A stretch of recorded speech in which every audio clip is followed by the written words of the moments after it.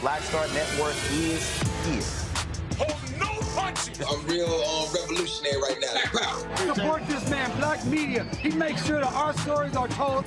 Thank you for being the voice of Black America, Roland. Stay black. I love y'all. All momentum we have now, we have to keep this going. The video looks phenomenal. See, there's a difference between Black Star Network and Black-owned media and something like CNN. You can't be Black-owned media and be scared. It's time to be smart.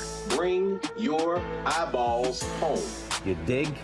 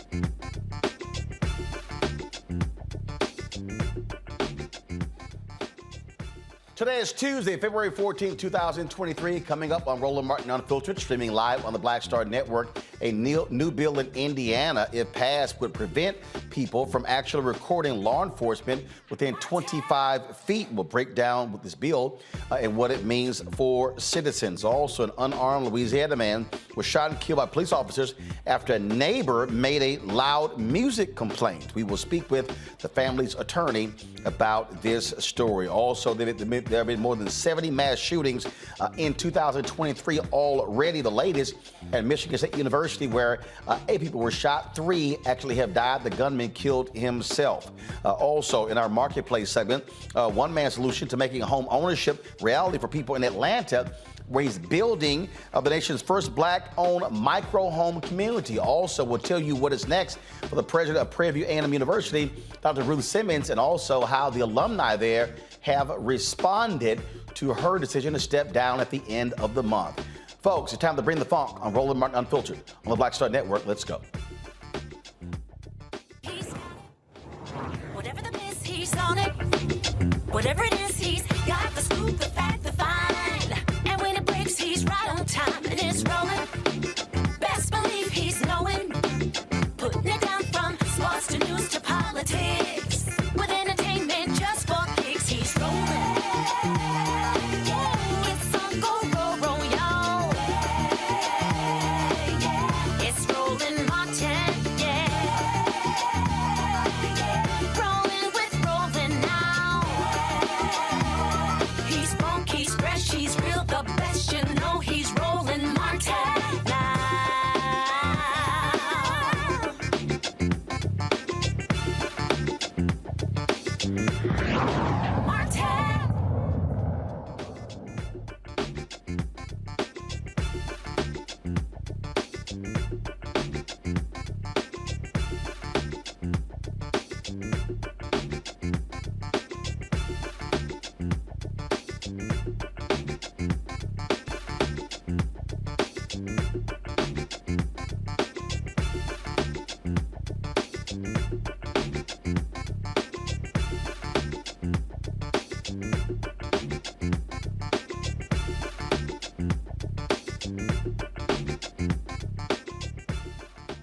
All right, folks, a loud music complaint leads to the death of an unarmed black man in Louisiana. Alonzo Bagley was shot in the chest on February 3rd by Shreveport police officer Alexander Tyler after responding to an alleged domestic disturbance call. Now, the family is suing for more than $10 million for wrongful death and violating Bagley's Fourth Amendment rights.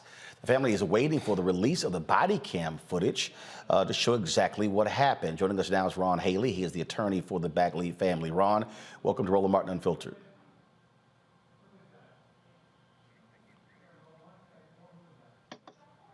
All right, folks, do we have Ron?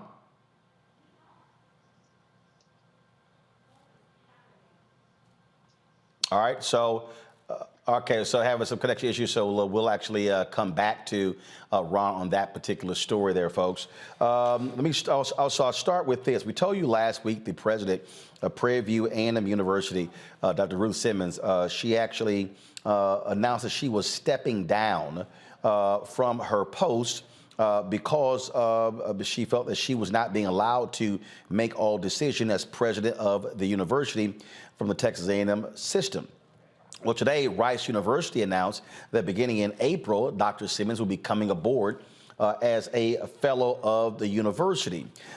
This is, give me one second, I'm going to go ahead and pull this up, folks, so you can check it out. And remember when we talked about her particular letter, she was very specific in how critical she was of this decision by the folks with the Texas A&M University system.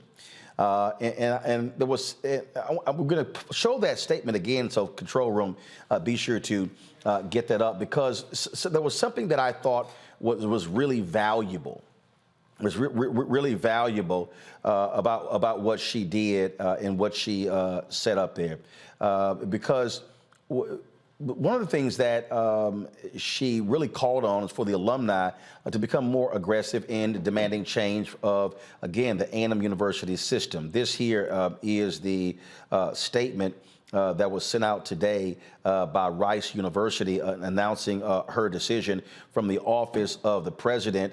That says, I'm pleased to announce that Ruth Simmons, the president of Prairie View University, also president emerita of both Brown University and Smith College, has agreed to join Rice University starting April 1st as the president's distinguished fellow.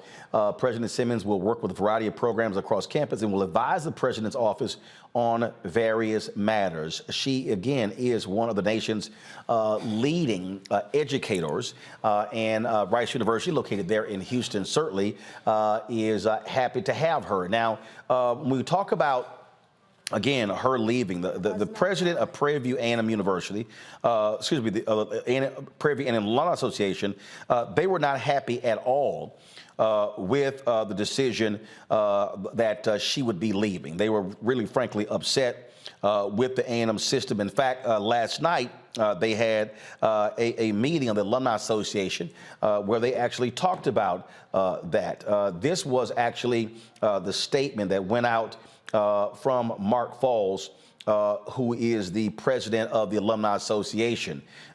He said, while it appears her early departure may have been triggered by a dispute regarding the scope of President Simmons' power and authority during her final months in office, this is not the issue that matters most to alumni and students. We care about the treatment of our president, as well as about whether actions taken by the Texas A&M Chancellor and Board of Regents serve the best interests of our university, faculty, and student body. One of the things that they also stated is that in the history of the Texas A&M University Board of Regents, there's never been a Prairie View A&M graduate who has sat on that board of regents.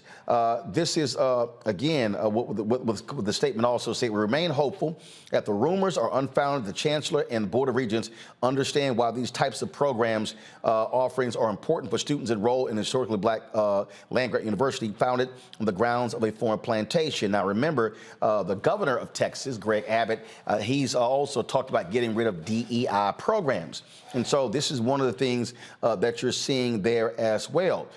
And they have made it clear, the alumni says they want to meet with the Board of Regents and want to meet with Chancellor John Sharp and also meet with Texas Governor Greg Abbott to actually discuss these issues. My panel is Dr. Mustafa Santiago Ali, former senior advisor for environmental justice at the EPA, Randy Bryant, diversity and inclusion strategist, speaker and trainer, Dr. Larry Walker, assistant professor, University of Central Florida.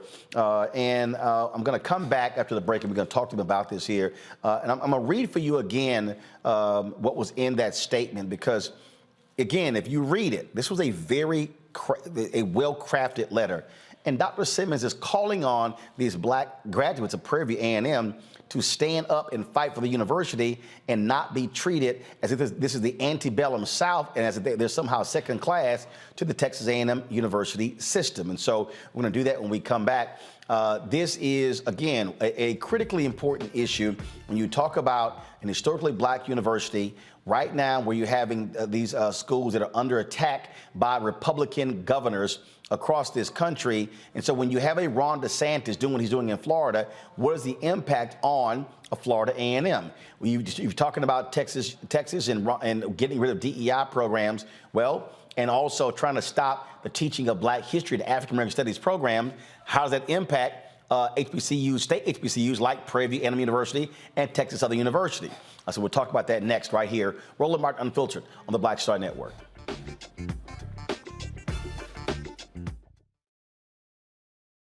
Next on Get Wealthy with me, Deborah Owens, America's Wealth Coach. Listen to this. Women of color are starting 90% of the businesses in this country. That's the good news.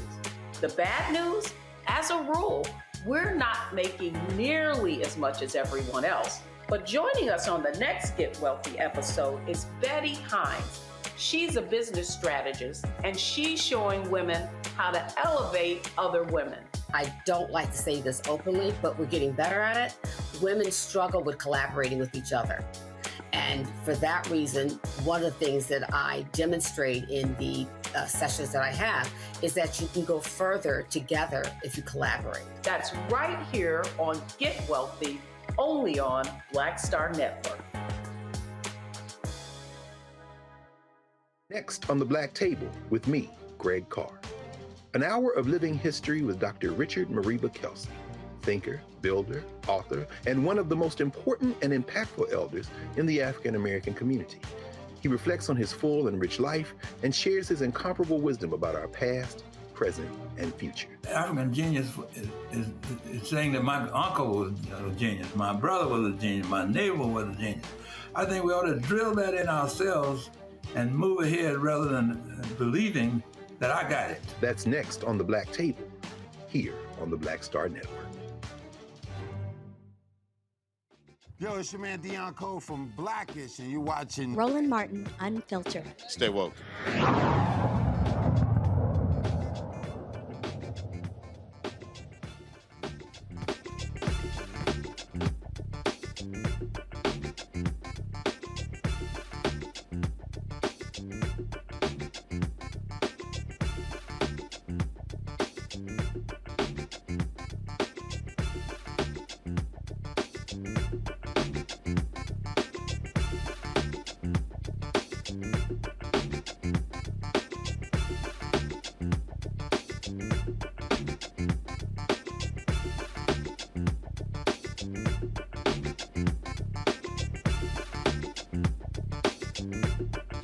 All right, folks, welcome back to Roland Martin Unfiltered. This was the resignation letter we talked about last week of Dr. Ruth Simmons at Prairie View A&M University. Come on, folks, let's pull it up. So you see what she laid out in terms of where she said she had counted on working assiduously to ensure the success of my successor by completing in full and as ably as I can my responsibilities as president. However, I was informed recently that I could only continue as president with limited presidential authority. My immediate response was that I could not and would not agree to being president in name only. Keep going, please. And then, of course, now again, folks, y'all still haven't corrected this graphic, folks. It was, she said, no enduring good can arise from the subservience to low standards. But I want you to go to the next page, please, because this is the most important thing, where she says there, point blank, I will continue to speak out for high standards and just decisions on behalf of the university and other HBCUs. I will support the efforts of faculty, staff, and students who seek the best for themselves and the university. This is the key. We must not be held hostage to how pull it back up, folks. Okay, again, we must not be held hostage. This is a key period here, where she says again. It's the last paragraph. Go to it, please. We must not be held hostage to how others choose to see us or treat us, but instead continue to chart our own path, demonstrating the pride, commitment, and integrity that defines us. Randy, I want to start with you. That is Dr. Simmons talking specifically to African Americans, saying we must be looking out for the best interests of black folks, being a part of a university system that is led largely by white folks. Right. Enrollment at HBCUs has significantly risen in the last 8 years. I mean, it's been a steady increase, but if Donald Trump did nothing else, he made people want to seek HBCUs. And the increase has not only been with Black students, it's also been with non-Black students. About 20% of people attending HBCUs now, the increase is with non-Black students. So of course, we're seeing even in Congress that they're bringing this issue up because it's an issue for others when we are now growing. And I believe what we're seeing right now is an attack on our HBCUs and those who lead them to lose any sort of power and to be taken over. I don't think that we can, go ahead. I'm sorry. Mustafa, what you see here, again, when you look at this particular letter, when you look at how she crafted the letter, Dr. Simmons is really calling on PV alumni and students to say, this is your school. And as we're now dealing with these attacks by Republicans against diversity efforts, this is really her also saying we can't allow these folks to diminish African Americans, to diminish African American studies, to diminish Black history in their quest to appeal to white conservative voters. Yeah, you know, it really is about making sure that we are owning and honoring our power in this moment, especially in relationship to our HBCUs. My dad used to have a quote. He used to say, don't tell me you love me, but show me you love me. And through that showing me that you love me in relationship to HBCUs, it is about understanding these dynamics that are going on, that if we are not fully engaged, if we take one step backwards, then folks will continue to erode our institutions, the leadership at our institutions. And we see it, it's very reminiscent of an apartheid-esque sort of set of actions that are going on across the country, whether they're in Florida and Texas or a couple of other states, where they continue to try and weaken our education and take power away from folks. So this is a moment for us to own our own and to make sure that we are supporting, but we are also pushing back against these injustices that these governments are moving forward on. And what this also is, Randy, this is a call to arms, if you will. Yes. Because if folks do not respond righteously, then frankly, these leaders in Texas, these Republicans in Texas, these white Republicans in Texas are going to have the view we can do whatever we want to do. Absolutely. This is a call to everybody, whether you attended an HBCU or not. You must value what HBCUs have been for our community. And it is a call for all of us to respond and protect our institutions because they are at attack. They absolutely are. And so, again, we're seeing what is happening. And so, again, Dr. Simmons, her last day was going to be February 28th. At Prairie View, and she starts April 1st, again, there at Rice University. All right, let's go to our lead story. We were telling you about the story out of Louisiana where a black man, okay, we're still having connection issues with him? All right, so fine. Let me know, folks, when we actually have our guest on that particular story so we know, so we can have the audio of that. Folks, some breaking news from the Department of Justice.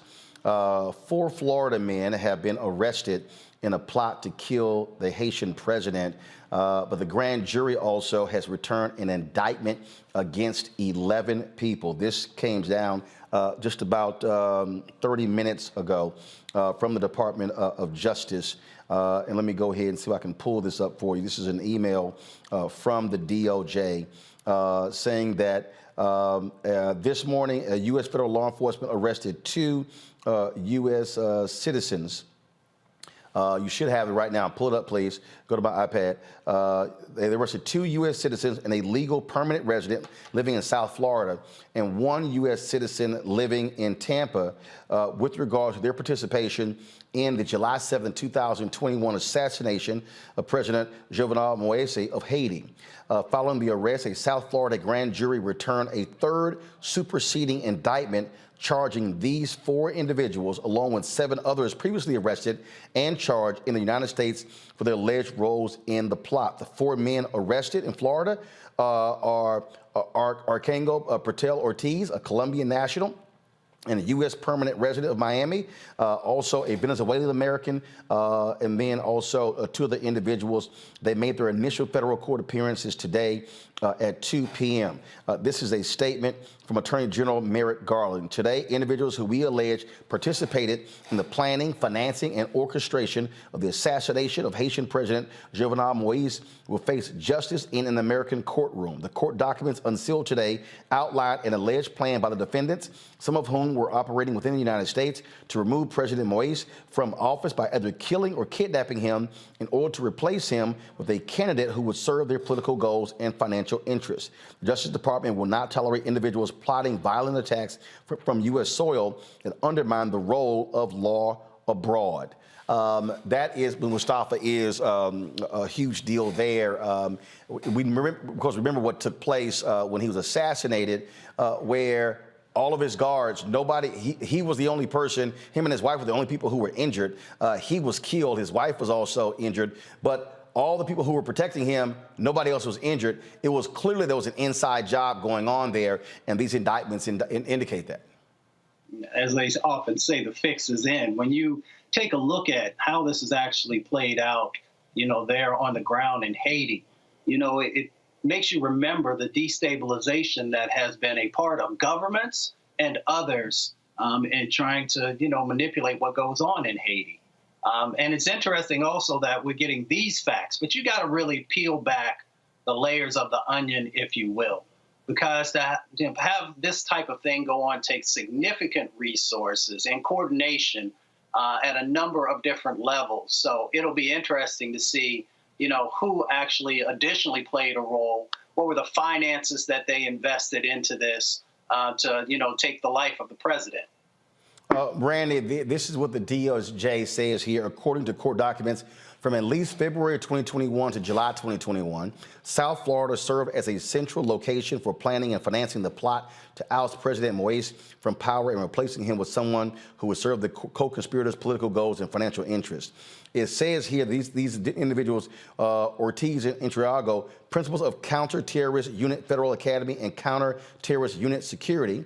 Another gentleman with Worldwide Capital Lending Group, both South Florida companies. According to charging documents, Bergman, who lived in Tampa, had ties to Sanan, a dual Haitian-American citizen who held political aspirations in Haiti. I mean, this is just stunning, this brazen attack that took place that was planned and plotted here in the United States and then carried out there in Haiti, where he was heavily guarded at his home.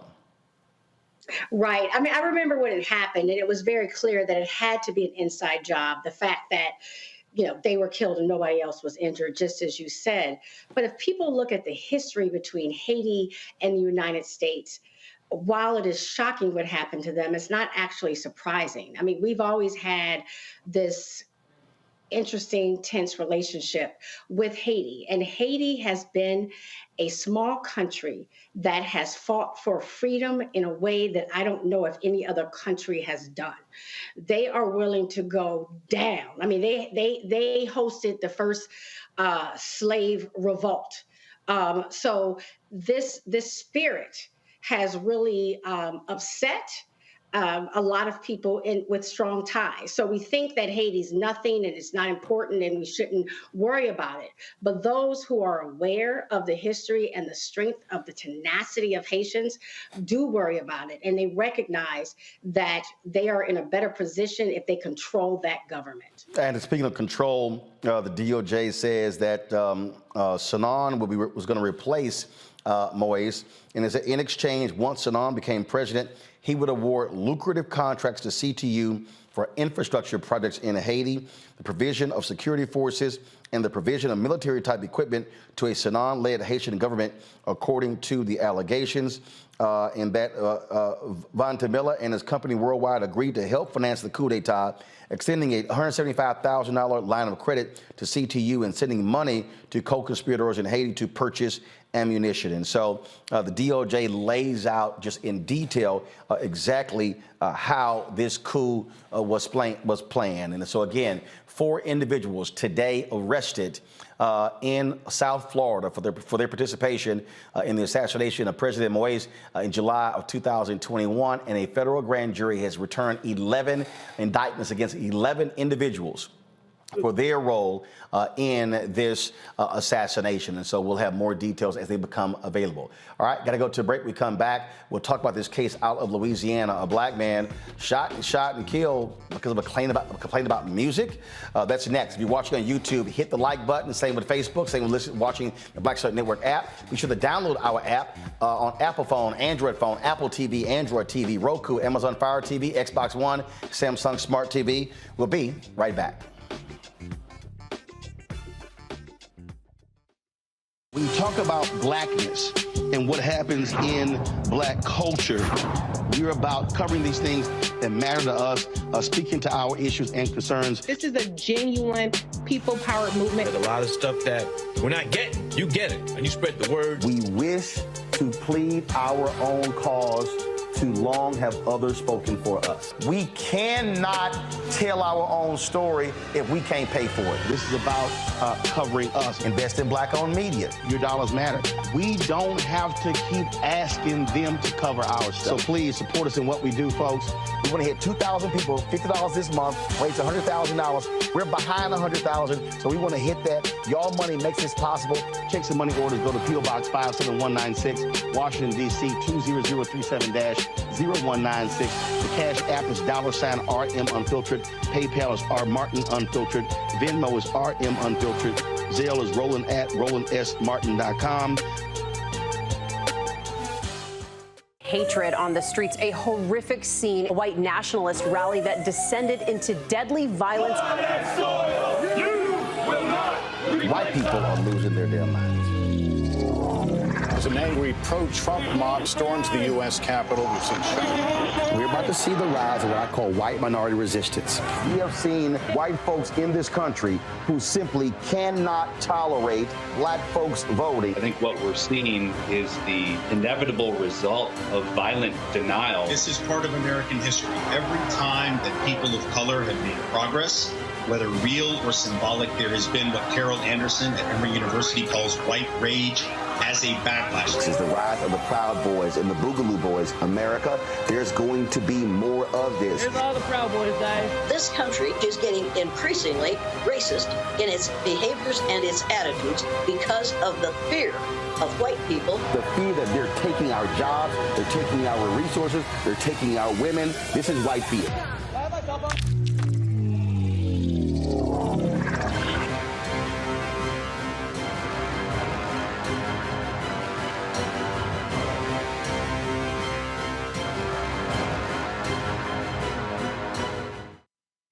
This is Judge Mathis. What's going on, everybody? It's your boy Mac Wiles, and you are watching Roland Martin Unfiltered.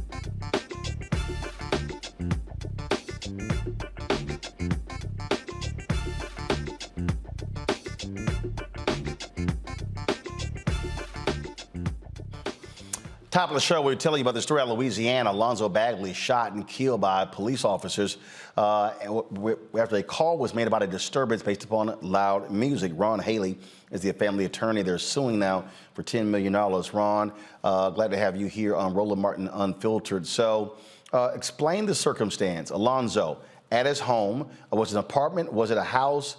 And then a call is made complaining about loud music?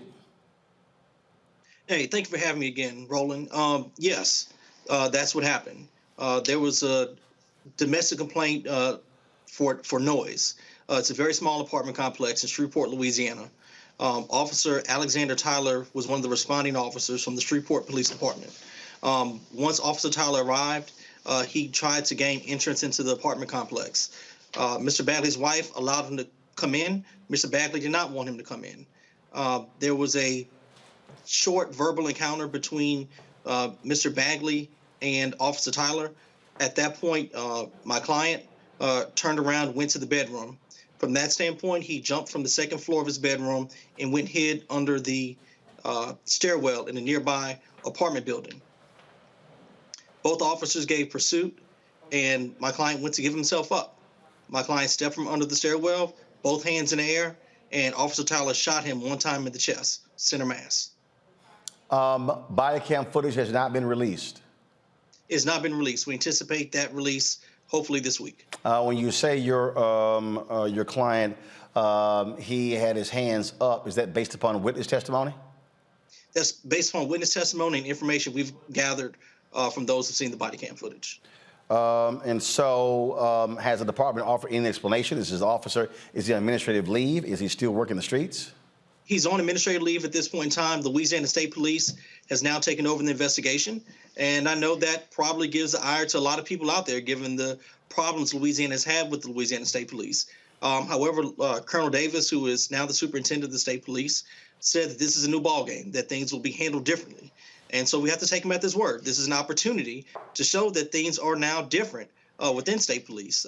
This could be the first right step in many steps that need to be had to create trust between Black and brown people, really all citizens of the state of Louisiana and the Louisiana State Police. They have not released a police report,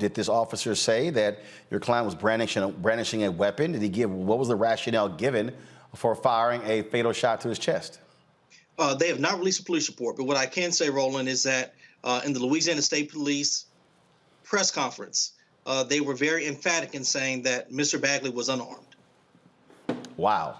Yeah, I mean, that body cam footage. Now, how many officers were on the scene? So how many different body cam footage is there? Was it only this particular officer, the one who fired the shot, or were there other officers who also were nearby? There are 2 officers on the scene. Wow. Again, officer comes to his apartment. Your client jumps out of a window to hide under a stairwell.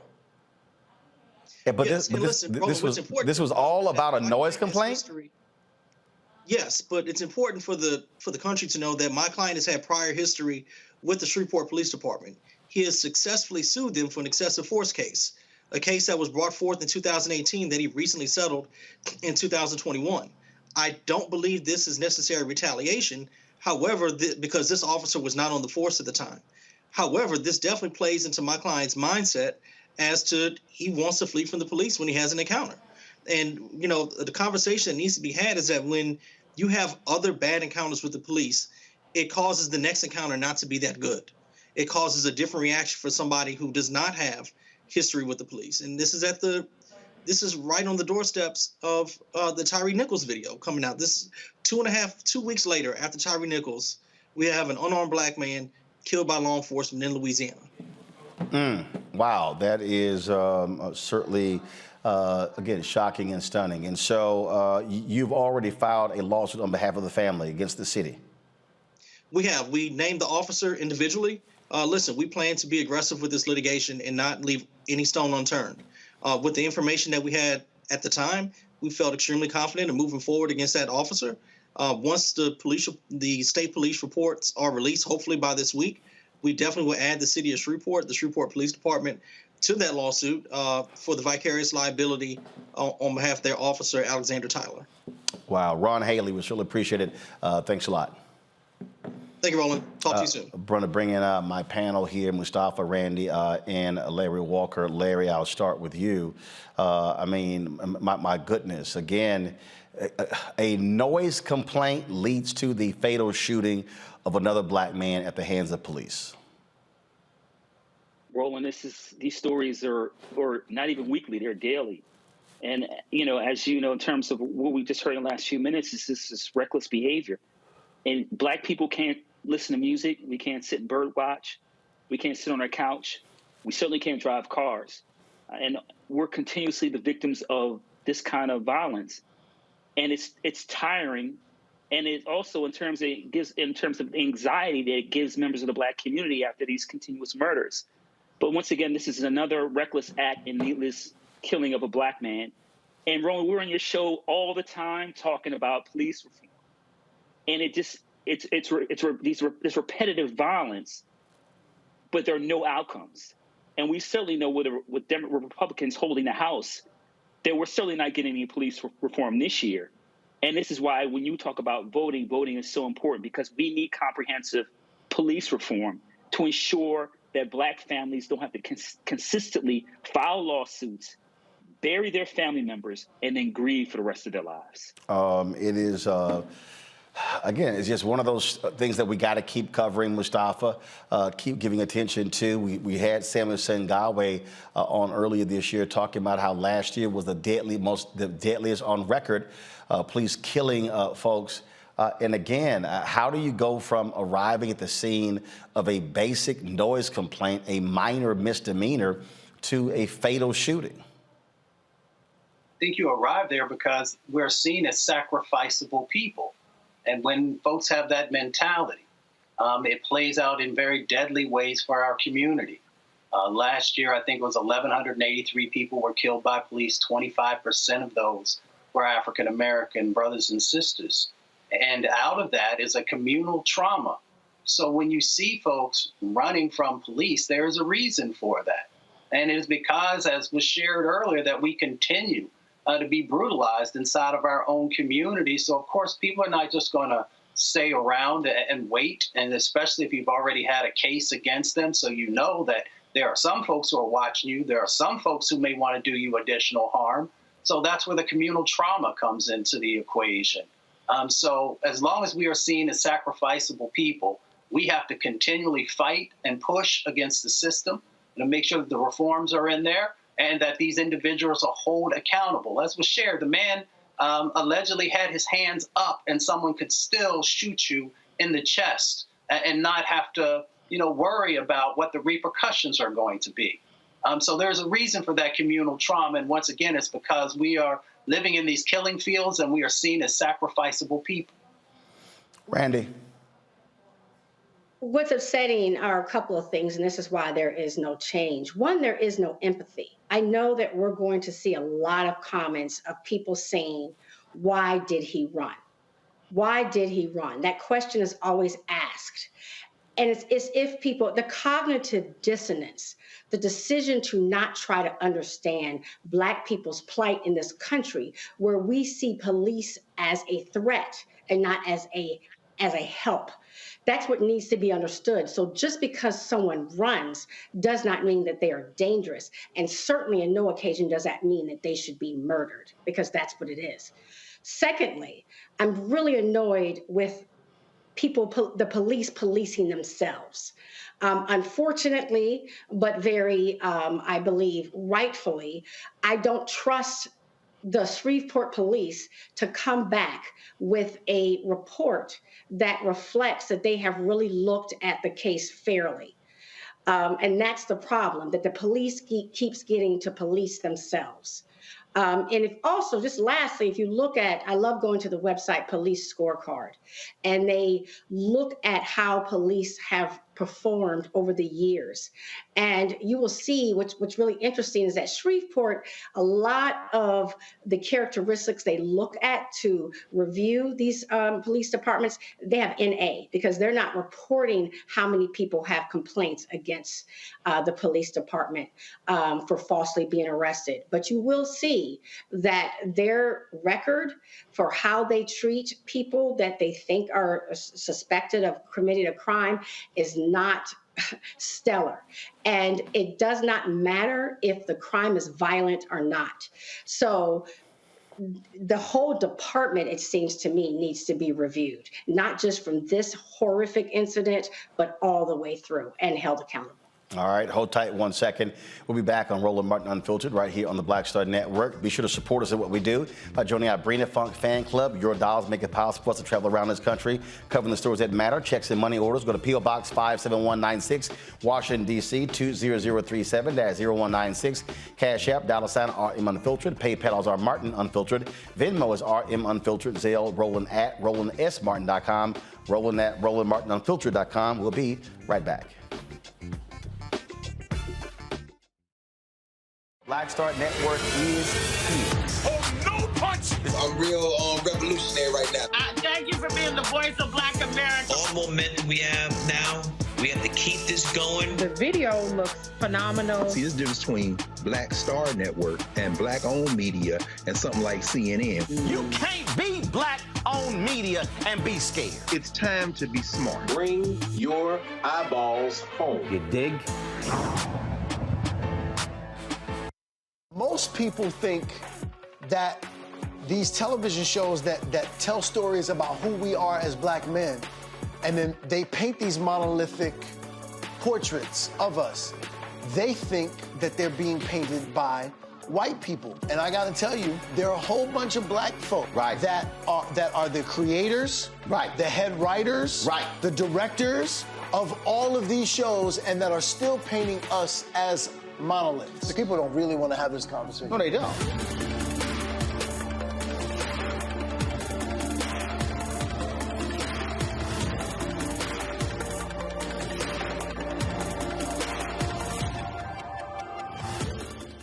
Next on the Black Table with me, Greg Carr. An hour of living history with Dr. Richard Mariba Kelsey, thinker, builder, author, and one of the most important and impactful elders in the African American community.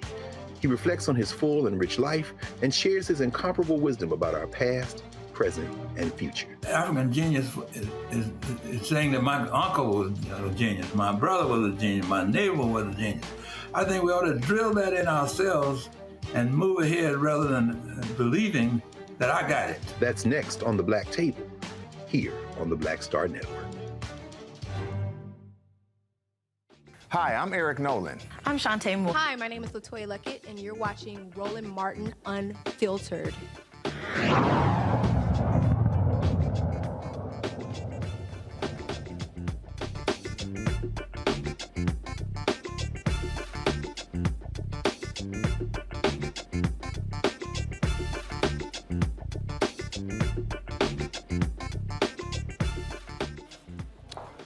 All right, folks, we told you how the state legislatures across the country are trying to keep citizens from recording police interactions with residents in Indiana. The state representative, Wendy McNamara, has authored a bill that would make it a crime for a person to come within 25 feet of a police officer performing duties if the person is told by the officer to stop and move away. They can be charged with a Class C misdemeanor.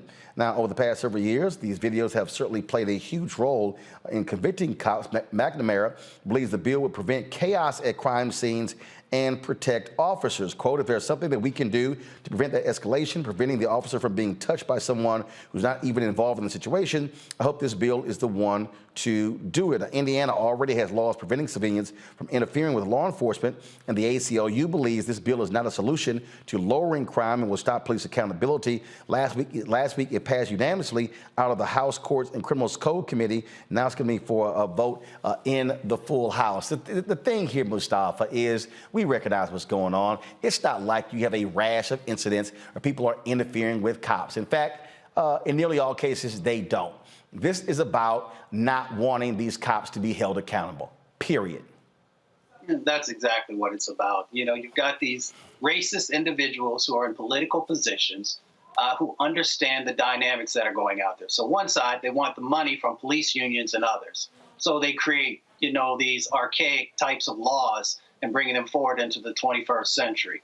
You know, the other part of it is that they don't want true accountability when it comes to our communities. Now, if it's reversed, then of course they want their just due and their rights to be protected. But when it comes to black and brown communities, they have no interest whatsoever. Hopefully there will be a huge outcry against these types of things to hold people accountable and to get better people running for office to replace these individuals who have no right holding these public offices. Well, bottom line is I doubt that's the case. Unfortunately, Larry, we see these things happening over and over and over again where these Republicans, these legislators, they'll do whatever to protect cops and not citizens. We need to call this what this is. These are anti-black policies. And obviously, this is not new. This has been happening for generations. Another thing I want to highlight, we talk about elections on your show a lot, Roland. And so what's really important here is to remember the importance of state and local elections. And this is an example of that. So we need to make sure that this representative gets voted out the next time she's up for a re-election. And this is, once again, an example of folks not seeing black people and the challenges, particularly when it comes to our interactions with law enforcement. They don't see our humanity. And so when you understand that, you understand you can't have a conversation, negotiate with these people. You have to hold them responsible by voting them out. It is not enough to shame them and, supporting this, sponsoring this legislation. We need to get rid of these folks. These anti-black policies, particularly since the Trump administration, have accelerated. And we're kind of in the back of a period of where it's like the new Jim Crow. So we need to make sure, once again, we hold these folks responsible, understand their anti-black policies, and make these legislators understand that we won't allow these kind of bills to pass. Randy, it boils down to they hate accountability. You would think these people would actually want more accountability. They really don't. Not if you're doing wrong, you don't want accountability. And what they're up against is Black people's ingenuity and tenacity. We have always found a way. So if traditional laws don't protect us, we will find a way to protect ourselves. And videotaping has been a powerful tool for us recently. So of course, they want to disarm us from that tool, from using that tool. Of course, it's not really surprising. Indeed. All right, folks, let's talk about this. This is out of Tennessee. A former Memphis police officer is facing up to 10 years in prison after pleading guilty to violating the civil rights of a man in his custody. Armando Bustamante admitted to hitting a man he arrested in January 2021 in the head with his service weapon and his hands without legal justification. Bustamante pled guilty to one felony count of deprivation of rights under color of law. His sentencing is scheduled for June. This is another victory, Randy, for the Department of Justice, this decision that actually came down today. Great decision. Happy to see it. I will say, not to be a skeptic, it's always interesting to me the people that they choose to hold accountable. Let me just say, the people that if they have to make an example and say, yes, we do hold our police force accountable, the people that they choose to do so is very interesting to me. I just think we should pay attention to that. Well, look, but the reality is this here, Larry, the Department of Justice under Kristen Clark, I mean, they've sent a lot of white corrections officers and wardens to prison as well. They are going after cops, and we have seen them get convictions. Black cops, white cops, Latino cops. And so we finally have a real civil rights division under the Department of Justice led by Kristen Clark. Progressive division making things happen. You're right, Kristen Clark, when obviously we saw that she was nominated and confirmed, how many of us in the Black community were excited because we know about her history in terms of work on these kind of civil rights issues. And you're right, DOJ is holding police officers, corrections officers, et cetera, they're holding them responsible. You got to hold these people accountable because these incidents that we talk about on your show, Roland, they happen every day. And they've happened for generations in the Black community. And it's good to see them take the necessary steps to ensure that American public know that the DOJ has the back of the Black community and won't allow these incidents to continue to happen. You have to hold people accountable and put them in jail. Mustafa, I have no idea why in the hell this White House is not making more noise about how aggressive the DOJ has been holding police and holding corrections people accountable. I mean, we cover this stuff constantly. These other media outlets, they don't, including Black media outlets.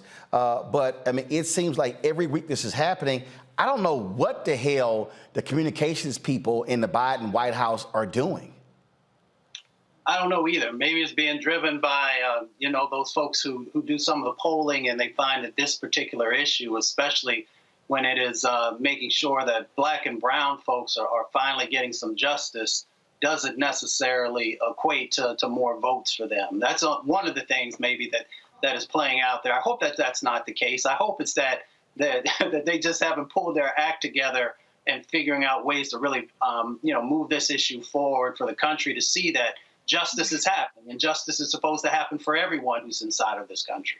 But again, they're wins, and so you should always be touting your wins, especially in an area where you're weak with Black voters. Your most important two constituencies, Black women and Black men. Folks in the Alabama family, they're suing the Walker County Sheriff's Office, claiming their loved one froze to death while in police custody. Anthony Tony Mitchell died in custody on January 27. The lawsuit claims multiple jail officials, including Sheriff Nick Smith, deprived Mitchell of his constitutional rights by leaving him in a restraint chair and placing him in the jail's walk-in freezer or similar frigid environment for hours. The family attorney says there are surveillance videos showing Mitchell naked in a concrete isolation cell for his 2-week stint in the jail. Internal surveillance shows what appears to be Mitchell limp with his head and feet dangling as uniformed personnel being carried into the loading area of the Walker County Jail. Now, the video contradicts an earlier statement from the Walker County Sheriff's Office claiming Mitchell was alert and conscious when he left the jail for transport to a local hospital. What the hell, Randy? A walk-in freezer? I don't know what to say when you see people act as if they have no respect for humanity. And it's something I talk about all the time when I'm talking about DEI. When you act a certain way towards one group, I promise you it bleeds. I promise you it bleeds. And that's why it matters to everyone the way that one group is being treated. Because this is not new. I mean, we hear people dying in jails and prisons all of the time from poor care because they're not even seen as humans by some people. So it's heartbreaking, but it's not something that is new. I mean, talk about absolutely barbaric. Mustafa, a walk-in freezer. That's where you place folks. I hope every single person involved here is indicted and convicted and sent to prison themselves. You know, power corrupts. You have these sheriffs in certain areas across our country that have huge amounts of power. And with that power becomes the ability to tell the truth or to lie. And we've talked about on this show before, you know, the huge amount of police officers who give, these statements that are not truthful. In some instances are just straight out lies and things that have been changed. So when you follow this case, I actually talked to one of my uncles who's in law enforcement. And he reminded me that, you know, there are a number of law enforcement agencies across our country that need complete reform, that need to make sure that you're getting rid of these individuals who continue to do these barbaric and brutality types of sets of actions across our country. So we've got to make some really tough decisions about making sure that we are truly changing, how enforcement operates, where they are, what the accountability is, and what the oversight is. And if we're not willing to do that, as was shared earlier, this brutality will happen in all kinds of communities, you know, working class white communities, lower wealth communities, along with black and brown and indigenous communities. And this is why you've got to have real prosecution. Unfortunately, Larry, too many district attorneys and attorney generals don't want to do it in their cities and the states, so therefore it's left up to the feds. Yeah, and this is, you use the right term in terms of barbaric. The other thing to keep in mind is you can't reform this. Anyone involved in this murder, those individuals should be prosecuted and sent to jail. And you talked about this relationship between the district attorneys and police officers, the cozy relationship. You have to have checks and balances, because if you let this go, something like this will happen again. And I wouldn't be surprised if something similar has already happened and it was covered up in some other cases. But you have to hold these people responsible, or once again, citizens will become victims of this kind of brutality. Indeed. All right, folks, coming up next, we'll talk about the city of Baltimore voting tomorrow on a contract that could very well be taken from a black-owned company in favor of a mainstream business. What's going on in Baltimore? We'll talk with the president of the Baltimore City Council next. Also, Nikki Haley, former governor of South Carolina, announced that she's running for president. Why is she dissing woke, but she wants to talk about Mother Emanuel and bringing down the Confederate flag? We're going to show you how she used to feel about that Confederate flag. You're watching Roland Martin Unfiltered on the Black Star Network.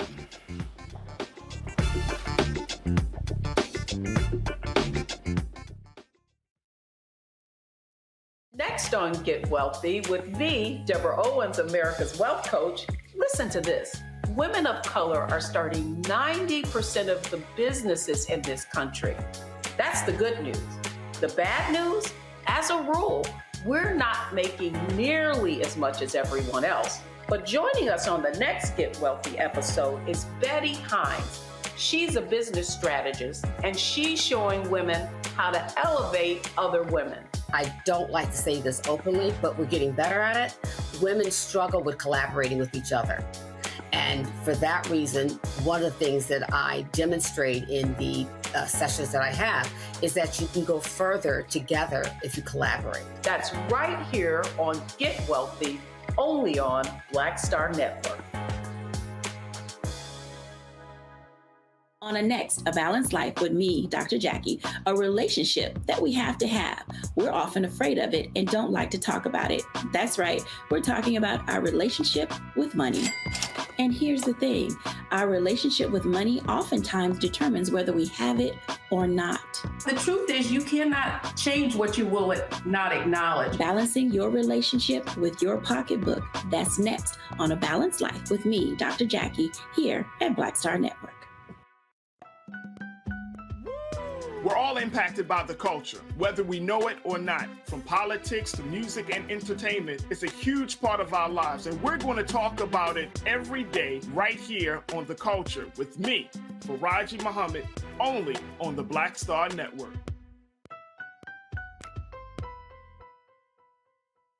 Hi, I'm Gavin Houston. Hi, I'm Carl Payne. Hey, what's up, y'all? It's your boy Jacob Lattimore, and you're now watching Roland Martin right now.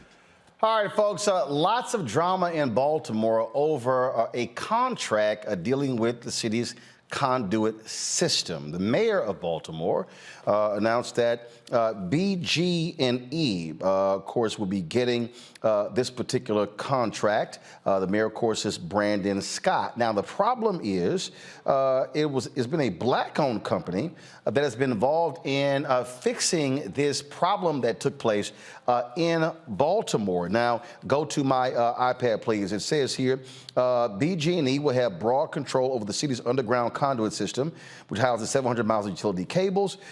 In November, voters passed a charter amendment that bars the city from selling the system, which the mayor said is not happening.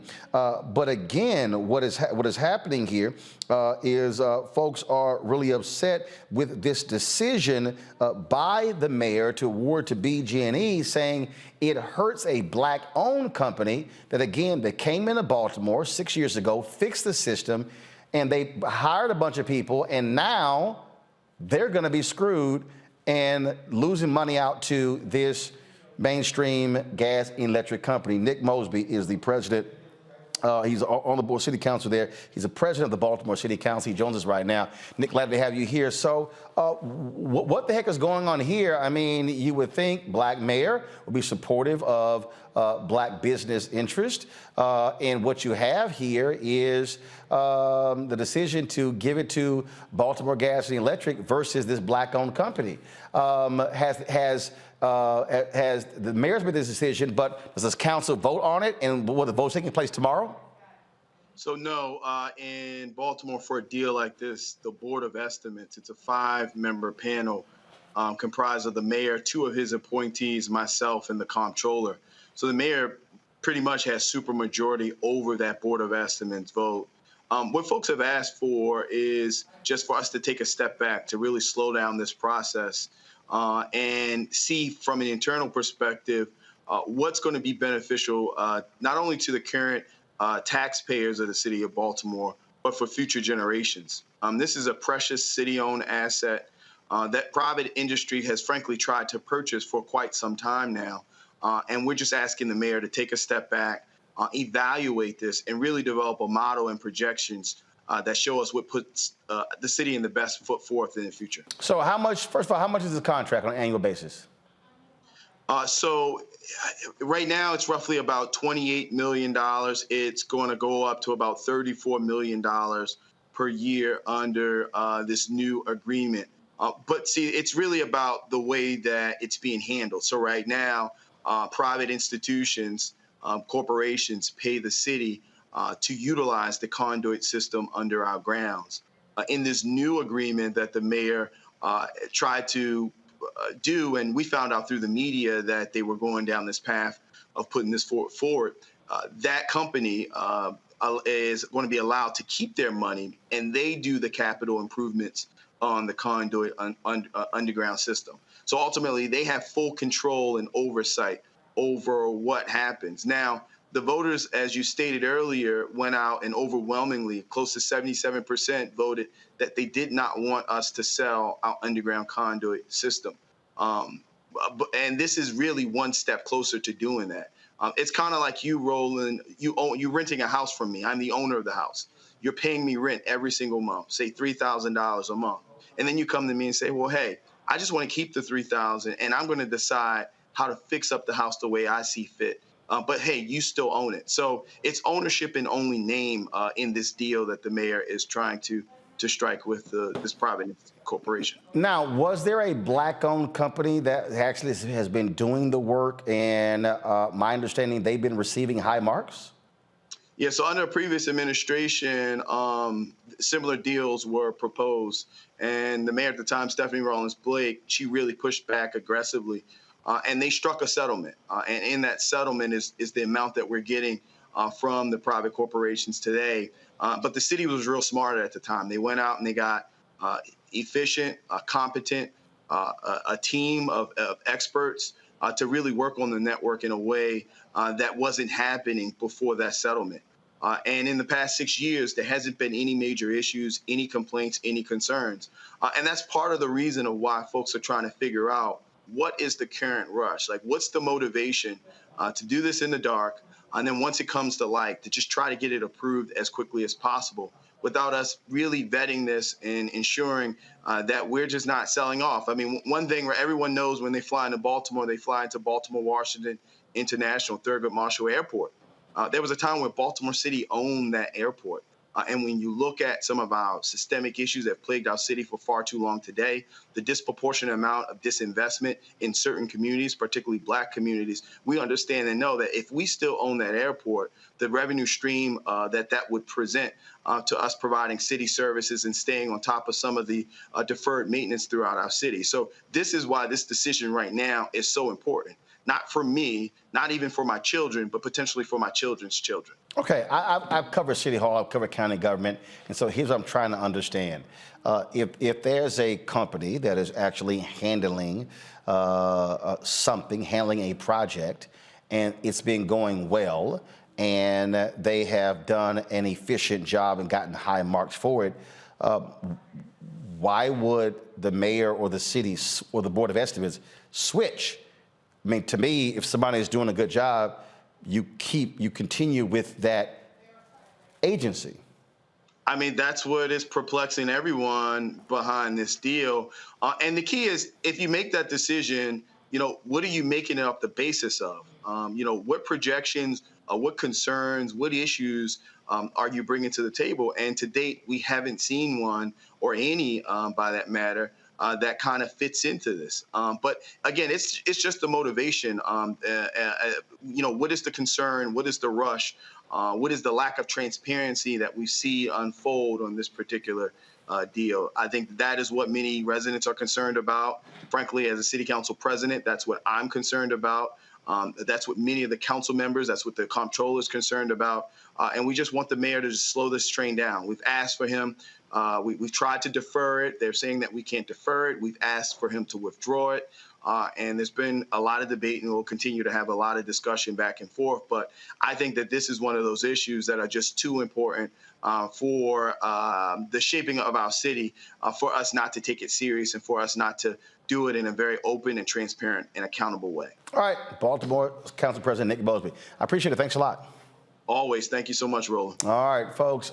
Nikki Haley, Trump's ambassador to the United Nations, former governor of South Carolina, threw her name in the hat to run for the Republican nomination for president. She released this, frankly, strange 4-minute video. Y'all, you got the video? Roll it.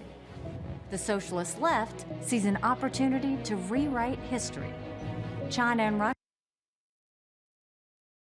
The socialist left. Biden said in his State of the Union address how much of a capitalist he is. But y'all see the game that she's playing by saying, oh, the socialist left. Okay, keep rolling it. Or on the march. They all think we can be bullied, kicked around. You should know this about me. I don't put up with bullies. And when you kick back, it hurts them more if you're wearing Stop heels. right here. I'm Stop. Okay, first of all, I don't put up with bullies. You work for Donald Trump. Enough said. Keep playing. Nikki Haley, and I'm running for president. All right, y'all have the longer version? Yeah. Where's the longer version? Because in the longer version, she talked about, she invoked Mother Emanuel, she talked about woke, all this sort of nonsense, which is laughable coming from her because all of the BS that she's been throwing out, and so and I've been just laughing at the stuff that she's actually put out. Because, let's just be real clear. This is the same person who said she would not run against Trump. Go to my iPad, please. Hit play. Not white. I was different. So watch. Let me go back to the beginning. Here it is. The railroad tracks divided the town by race. I was the proud daughter of Indian immigrants. Not black, not white. I was different. But my mom would always say, your job is not to focus on the differences, but the similarities. And my parents reminded me and my siblings every day how blessed we were to live in America. Some look at our past as evidence that America's founding principles are bad. They say the promise of freedom is just made up. Some think our ideas are not just wrong, but racist and evil. Nothing could be further from the truth.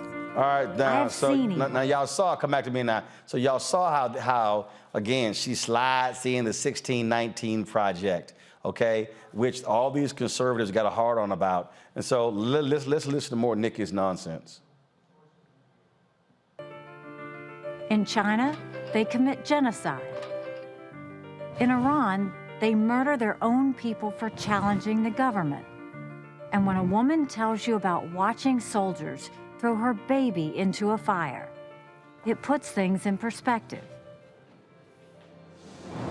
Even on our worst day, we are blessed to live in America. I was born and raised in South Carolina, so I have seen the very best of our country. People here threw out the old, tired political establishment and demanded accountability for their tax dollars.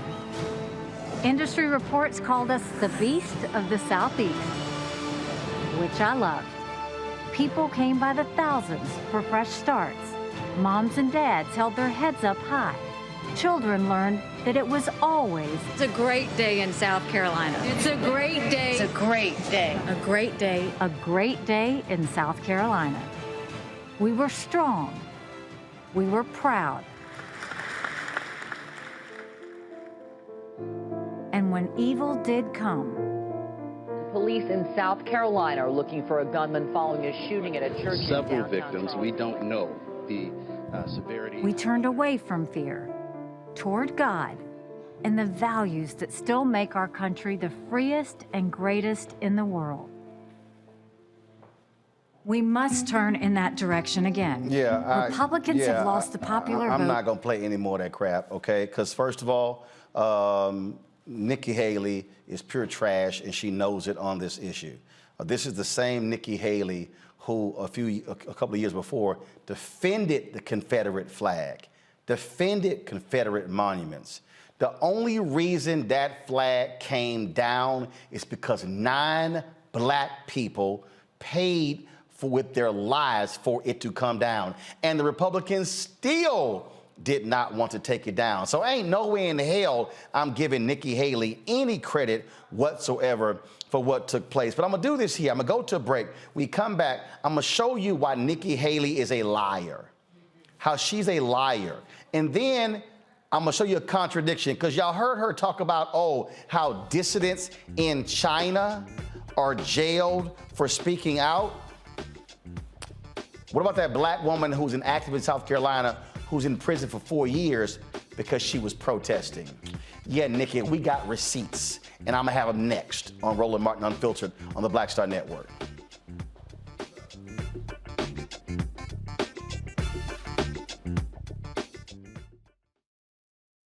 Pull up a chair, take your seat.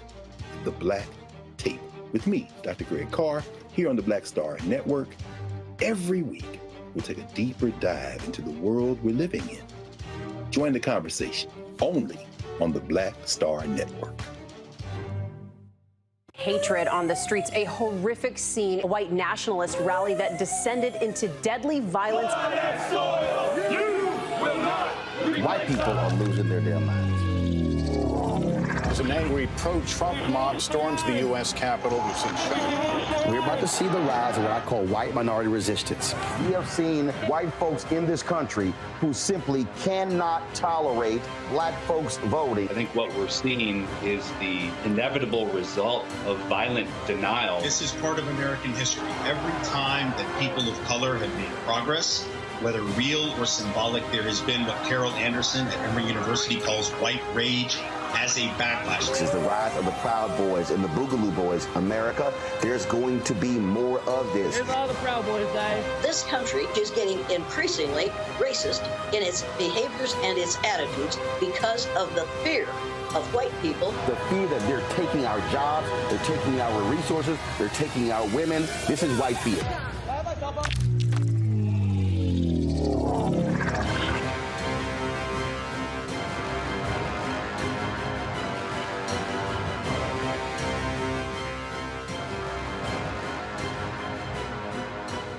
Next on the Black Table with me, Greg Carr. An hour of living history with Dr. Richard Mariba Kelsey, thinker, builder, author, and one of the most important and impactful elders in the African American community. He reflects on his full and rich life and shares his incomparable wisdom about our past, present, and future. African genius is saying that my uncle was a genius, my brother was a genius, my neighbor was a genius. I think we ought to drill that in ourselves and move ahead rather than believing that I got it. That's next on the Black Table, here on the Black Star Network. This is Judge Mathis. What's going on, everybody? It's your boy Mac Wiles, and you are watching Roland Martin Unfiltered.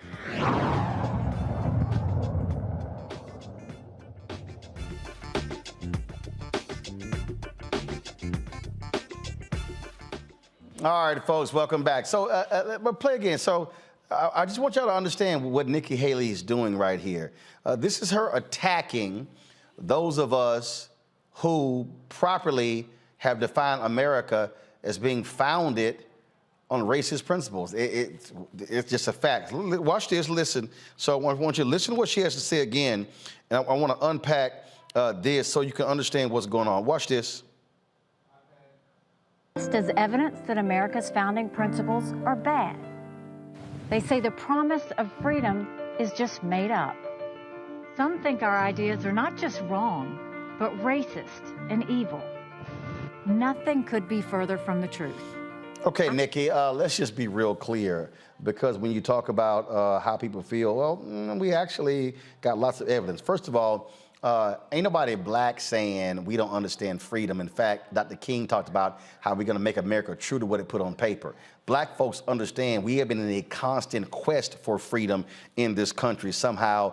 And matter of fact, it was the work of black people that created the opportunities for your immigrant parents to be able to come to this country, Nikki. So you should put some respect on what black people have actually fought for. But it's interesting to listen to Nikki Haley talk about China and Iran, what they're doing. Remember this case right here? Where this black woman who's pregnant, the judge in South Carolina upheld her going to prison for 4 years because they said that, oh, she was interfering with police. It was a racial justice protest, and Brittany Martin was out there. They said she breached the peace in a high and aggravated manner. Why? Because, oh, what? She was shouting at him? Is that what it was? That's the game they want to play? See, This is what we're dealing with, folks, here. We're dealing with somebody like a Nikki Haley who makes these sort of statements and these sort of cons. But we know exactly who Nikki Haley is. And we know she stands in support of this liar, Donald Trump. And we also know how she has defended him. And so people like her want to somehow act as if we can ignore what they've said and what they've done. Nah, but see, we got receipts here, and we're not going to play these games as folks like Nikki Haley again lie and lie and lie. But this is the same person. Remember who made her comments about, Donald Trump has never knowingly lied to me. Girl, we know that man was the biggest liar ever in the Oval Office. We know that, but you defended him. You made excuses for him. In fact, here's Nikki Haley right here. Y'all remember this news conference? In 2024, will you support him? Yes. If he decides that he's going to run, would that preclude any sort of run that you would possibly make yourself? I would not run if President Trump ran. Nikki Haley. So we already know Nikki Haley is lying. Okay, now watch this, y'all. Listen to this here. Go back to my iPad. Watch this. Is set to announce her presidential run in mid-February. We need to go in a new direction. And can I be that leader? Yes, I think I can be that leader. I've never lost a race. I said that then. I still say that now. I'm not going to lose now, but stay tuned.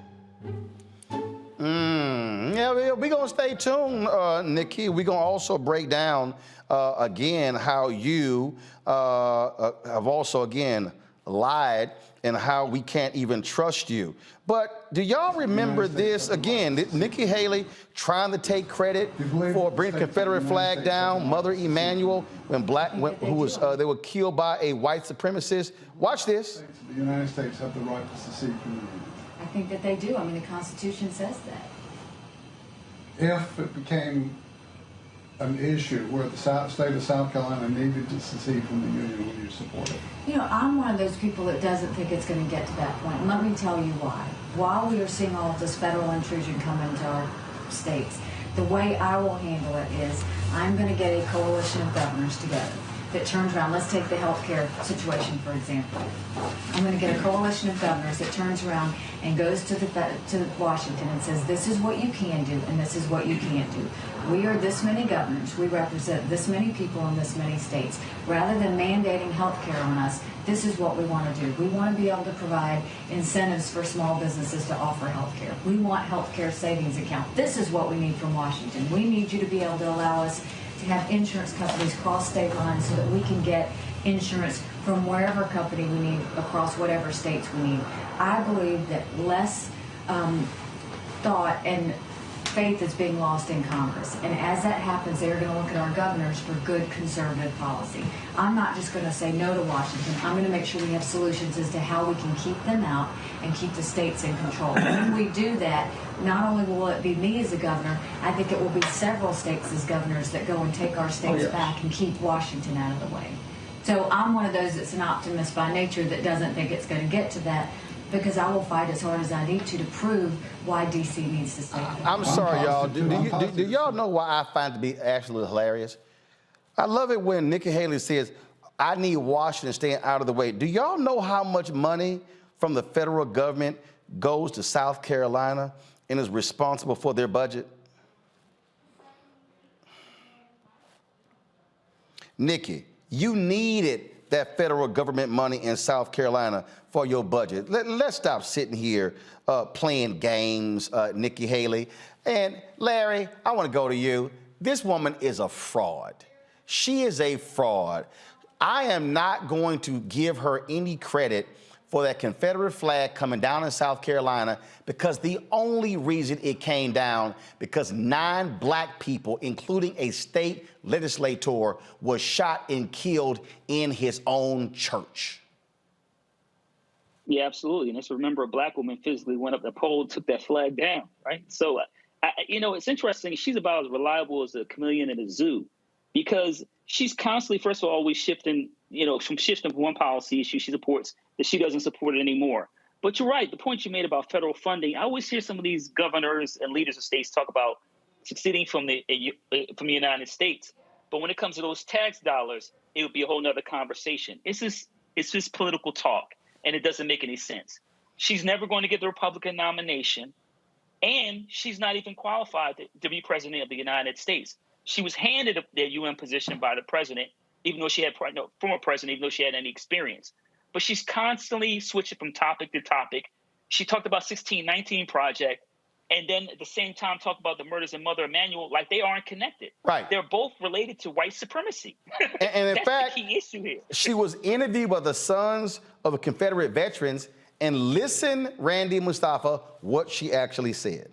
Position is on the Confederate flag. You know, I feel like it's been resolved to the best of its ability. I mean, I wasn't here when they actually went through and did the negotiations. I understand that it was brutal, but I think that they came up with the best solution we're going to hope for. You know, what people need to, what I tend to look at as the practical side of the matter is, you know, you had it takes 2/3 of the House and 2/3 of the Senate to change that. That's not going to happen. I think right now, the Confederate flag where it is where the legislature is comfortable with it. I think that, you know, there was a compromise among the state on where it should be.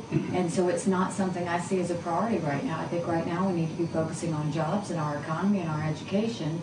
You know, for those groups that come in and say they have issues with the Confederate flag, I will work to talk to them about it. I will work and talk to them about the heritage and how this is not something that is racist. This is something that is a tradition that people feel proud of. And let them know that we want their business in this state and that the flag where it is was a compromise of all people that everybody should accept as part of South Carolina. Oh, let's go ahead and just stop right there. There's more I want to play, Randy. But this is Nikki Haley saying, if the group's got a problem, I'm explaining to them why they need to stop having a problem with it. But also, we want y'all money to keep coming to the state. And it was a compromise of all people. No, it wasn't. Black folks didn't want that damn compromise. And Nikki Haley is straight up lying about, and then, well, I got other things I'm focused on. Yeah, you don't give a damn about racism. Randy, go ahead.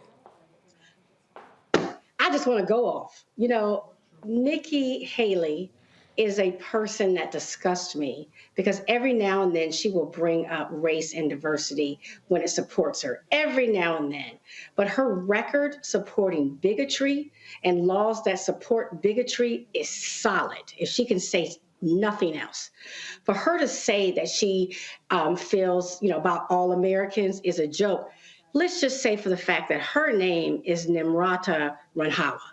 Okay, she has completely wiped out her heritage and only brings it up very slightly when it's convenient. But for most of her life, she really tries for people to forget her heritage. So if she cannot even embrace her Indian heritage, both parents, I don't know why anybody would expect her to embrace who they are. She's a phony. She's a fake. From her name all the way to everything that comes out her mouth. And she is a fraud, Mustafa. That's exactly who she is. Well, you know, like, as you always say, check the receipts. You know, when you go back and look at when she was governor in South Carolina, if she truly cared about poor people, then she would not have vetoed the bills that she did around health care, around education, she slashed the budget for welfare, and also for the arts. So there are a number of things both on the state level where she failed the folks of South Carolina. And then when you look at what she did on the international level, you know, some of the stuff is just inexcusable. Yes, you were working for the president. And yes, the president at that time had his own ways of looking at things. But you were the voice for the United States on the international scene. So when we pulled out of the Iran deal, when we pulled out of the climate change deal, you were literally, putting a crosshair on in our country and across the planet. Indeed, indeed. Hold tight 1 second. Got to go to a break. We come back. We're going to talk about Tennessee State winning 2 Grammys last week. We'll be joined by their band director next, right here on Roland Martin Unfiltered on the Black Star Network.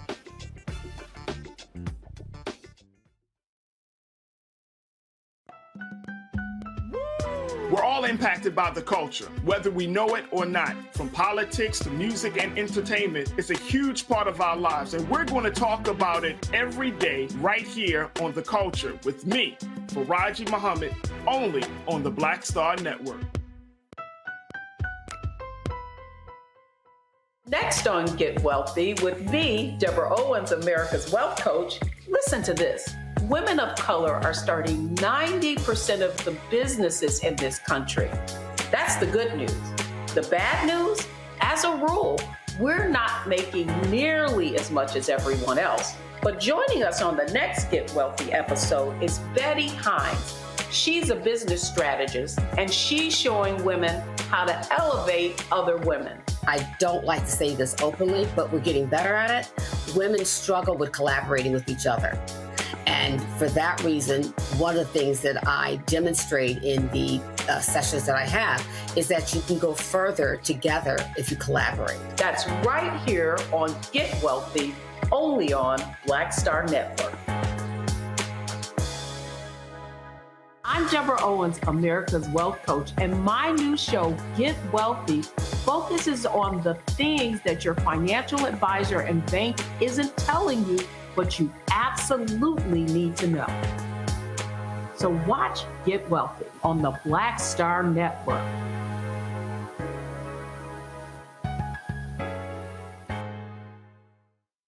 Hi, I'm BB Winans. Hey, I'm Donnie Simpson. What's up? I'm Lance Gross, and you're watching Roland Martin Unfiltered.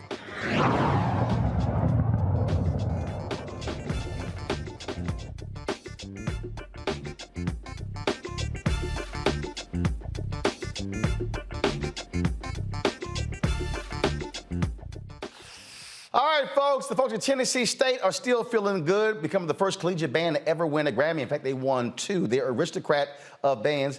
The aristocrat of bands, of course, won 2 Grammys last week, the 65th annual Grammys. And again, they scored 2 for Best Roots Gospel Album category for the Urban Hymnal, and their feature on Jay Ives, the poet who say by the door. Joining me now, Dr. Reginald McDonald, director of Tennessee State University Band and Orchestra, as well as Grammy Award-winning executive producer of the Urban Hymnal. Also, Professor Larry Jenkins, the assistant director at TSU as well. Glad to have both of you here. Also, Curtis Olawumi, the drum major and lead trumpet player on the Urban Hymnal, is there, as well as Isis Rucker of Tennessee State University, baritone player. Glad to have all of you here. So I take it you guys are still riding mighty high after what happened last week. Oh, yeah. Oh, yeah. So it's still kind of surreal in a sense. I don't think it's really set in.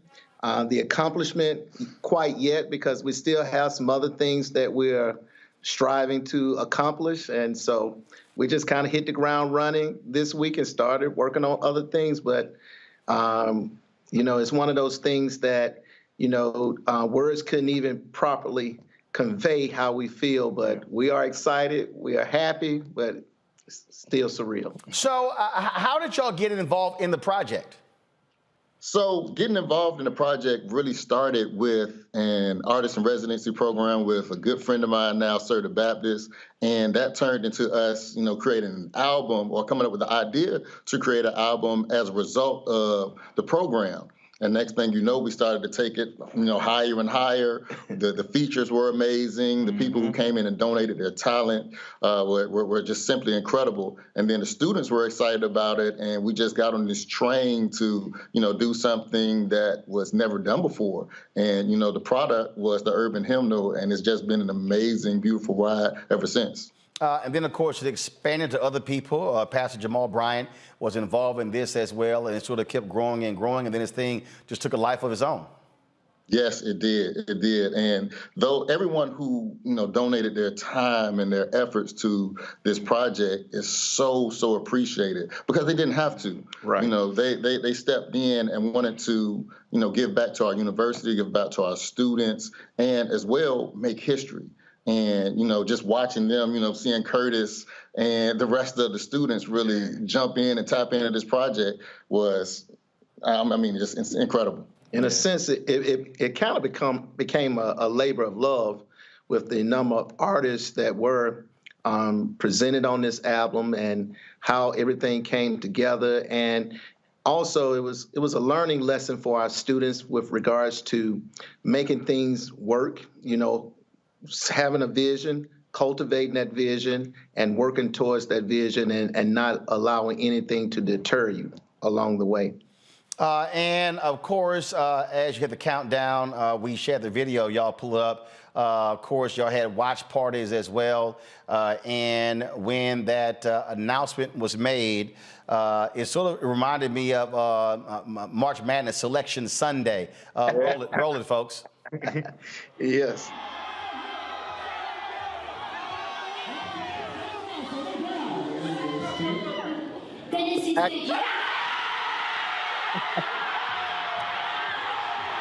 So like I said, it was sort of like March Madness when a team gets picked to make the tournament and how they responded.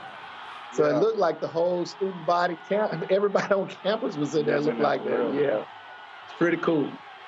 So we was actually in California when that particular watch party was going on. Curtis was with us. Of course, you saw Professor Jenkins on stage, and I was out there.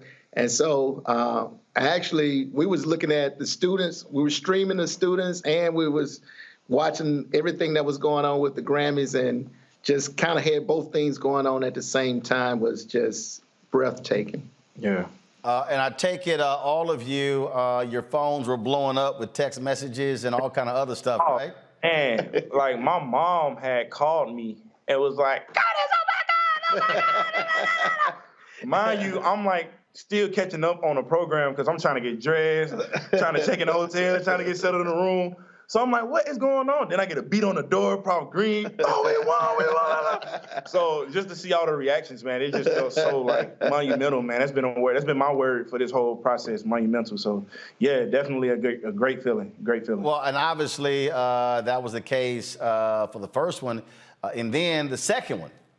Oh man. Yes, and this is the poet who sat by the door, Jay Ivey, who he was featured on our album and really served as like a mentor for at least myself and so many others throughout this entire process. And we had the opportunity to contribute to his Grammy Award winning album. So, we are just forever indebted to Jay Ivey for his amazing work and accomplishment, because that was historic as well, the first time that category even existed. So, we're so thankful to be a part of his Grammy Award winning album. And, it's the same way with him being a part of ours. It's just love both ways.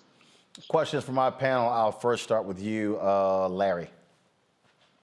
Yeah, so gentlemen, congratulations. I can't ask you a question without saying that my son Jacob is a sophomore at TSU. Yeah, all right. Engineering major. So now, Larry got to specify it's Tennessee State because I'm from Houston. So when folks say TSU, when they say TSU, they think Texas Southern. So we got to be specific. I'm just letting you know because I ain't trying to get the TSU Tigers out of Houston tweeting me saying what the real TSU is. But go ahead. Oh, there's only one TSU. And look, my high school is right across the street from Texas Southern, and I've done both commencements, and so I got to lean towards hometown because it's literally across the street from Jack Yates. But go ahead, Larry. Let me be clear. I'm an HBCU alum, so I know how this works. Tennessee State University in Nashville, Tennessee. So my son is a sophomore mechanical engineering major. But the question I want to pose to you guys is the bragging rights. Let's really talk about that. When you have these Battle of the Bands and these other competitions, what kind of bragging rights does this give the university now? Well, I was actually thinking about our new introduction today, which we won't share until next fall. But one of the things with regards to bragging rights, we don't have to make up a name or give ourselves an accolade. Ours is history and facts. So, I was going to say a couple of my colleagues special names that they call their bands, but I won't do it on national TV. But just know ours is facts. We don't have to make up any accolades at this point. Facts. Randy. Well, first, I'm just so happy for y'all. Yes! I was just, as a fellow HBCU grad, that was me then, that was me now. I'm so proud. congratulations. It means something to the whole community. Absolutely. So I'm just so proud. Second, I have to say, look what happens when we come together, right? Like when you just got all these people working together, we create magic. Yeah. And third, what I want to ask is, was that the goal from the beginning? Did you say we're going after a Grammy? So with that, the objective was to, create the art. And we wanted to also really just put a stamp on culture. So if you look at the category that we went in, it just made sense after we created this album. And with that being said, the goal of it was to, and we can look beyond religion some with this too, and look into culture. The goal was to preserve and also even bring some of our hymns and some of our traditional things to, the contemporary at the same time while keeping our roots aligned with the original. So that's why this album, yes, it's a roots album, but you catch so much nuance from the beginning to this point. And when we got to that point where it was time to submit, we knew that it was something that, we should do in regards to history and something that we wanted to give it a shot for because we were that proud of the product and wanted to go even further with it. So it was not necessarily just the goal, but it was something that as we did this, we said we have to go for this, for the culture, for our history, for those roots. And just to add a little bit more to that, in this particular category, our sister institution, less than a mile from us, Fisk University, the Fisk Jubilee Singers won a Grammy in this specific category last year. And for us to win one this year aligns with all of us working together, aligns with the history, aligns with the culture, keeping all of that together. I think I'm going to create a new hashtag, Historic Jefferson Street, the Grammy Mile, because we're less than a mile from each other. Mustafa, your question. Yes. Congratulations to Tennessee State University. You all are amazing. I was thinking about the win and the hashtag Black Love and how you all are spreading that through your actions. With so many programs, music programs being cut across the country, at elementary schools and middle schools, it's where I got my start playing trumpet when I was 7 years old. How would this actually be able to help to bring more of these really talented young people into the mix? What's your ideas about how we do that? I can speak from experience, just being involved within music, within the Black culture and the Black community in our Black schools and our HBCUs. It's very imperative that we keep it going because, nowadays everybody's so focused on like the wrong thing when it comes to art.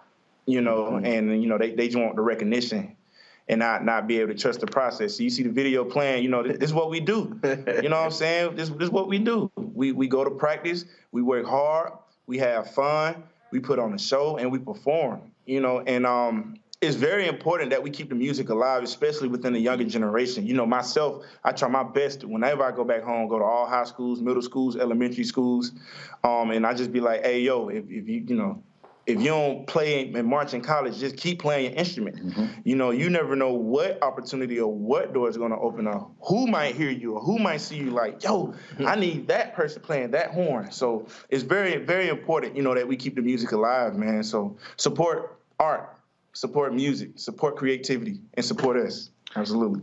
I want a little bit of a step further. I got about 20 seconds. Go. Okay. So with regards to having music in our schools, this album should open up minds with regards to there's more than one way to teach our kids and still be able to allow them to flourish and grow. Yes. Yeah. You don't always have to follow Western European models of what music is. Indeed. Gentlemen, congratulations to you, the band, and the university as well, Tennessee State University. Again, congrats on these 2 Grammys. Good luck. Appreciate y'all. I appreciate it. Thanks a lot. All right, folks, got to go to break. We come back. Unfortunately, another university, Michigan State University, are dealing with sadness as 3 of their students shot and killed by a gunman last night. That is next on Roland Martin Unfiltered on the Black Star Network. Most people think that these television shows that tell stories about who we are as black men, and then they paint these monolithic portraits of us. They think that they're being painted by white people. And I gotta tell you, there are a whole bunch of black folk that are the creators, the head writers, the directors of all of these shows, and that are still painting us as monoliths. The people don't really want to have this conversation. No, they don't.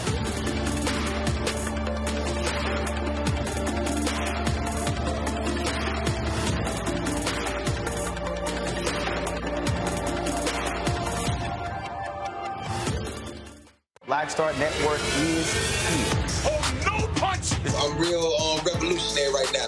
Thank you for being the voice of Black America. All momentum we have now, we have to keep this going. The video looks phenomenal. See, this difference between Black Star Network and black-owned media and something like CNN. You can't be black-owned media and be scared. It's time to be smart. Bring your eyeballs home. You dig? On a next, A Balanced Life with me, Dr. Jackie, a relationship that we have to have. We're often afraid of it and don't like to talk about it. That's right, we're talking about our relationship with money. And here's the thing, our relationship with money oftentimes determines whether we have it or not. The truth is you cannot change what you will not acknowledge. Balancing your relationship with your pocketbook. That's next on A Balanced Life with me, Dr. Jackie, here at Black Star Network. Hey, I'm Donnie Simpson. Hi, I'm Eric Nolan. I'm Shantae Moore. Hi, my name is LaToya Luckett, and you're watching Roland Martin Unfiltered.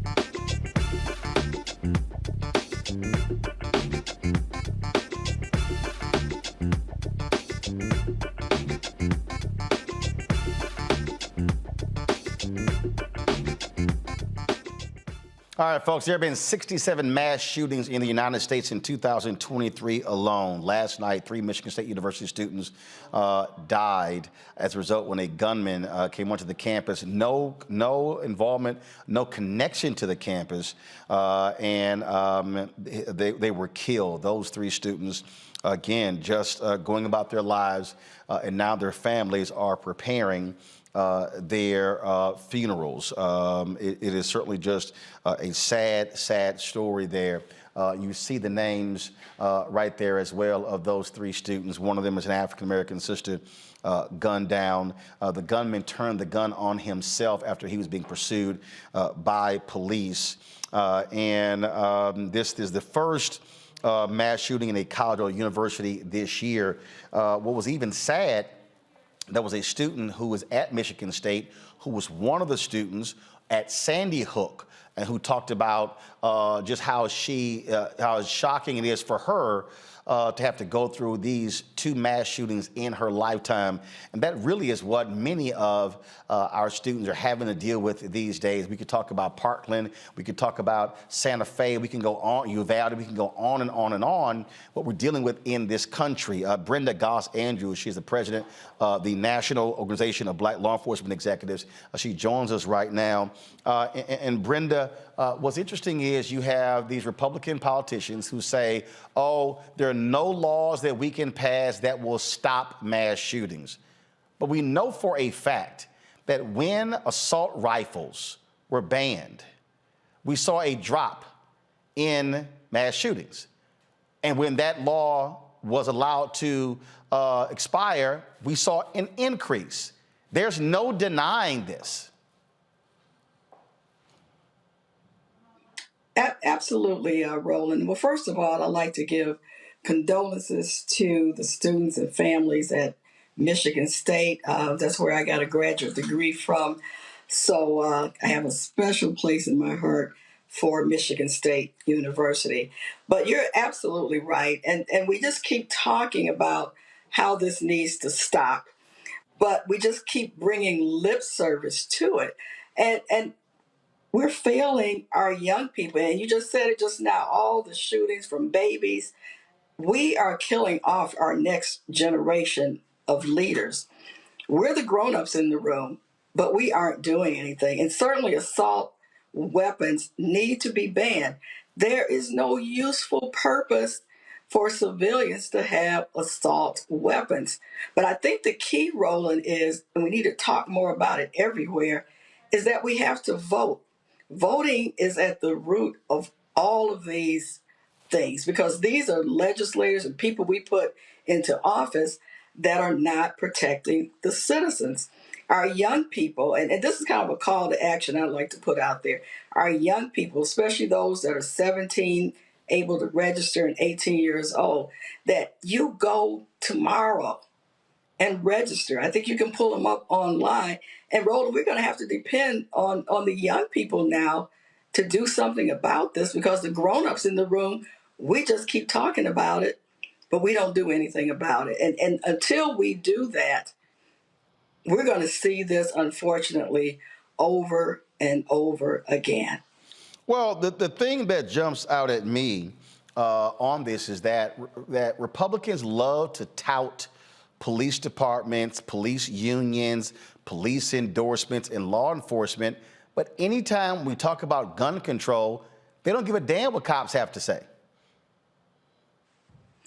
Absolutely. We have a group of legislators that just refuse to take action. I think, the guns are just part of their DNA. And if you look at the beginning of our country, it was violent. It was violent takeovers and guns. And they always want to talk about the Second Amendment to bear arms. Certainly that's there. But it doesn't give us a right to just kill indiscriminately. They're getting this messaging confused. But then, Roland, it's a lot of money tied into the gun industry.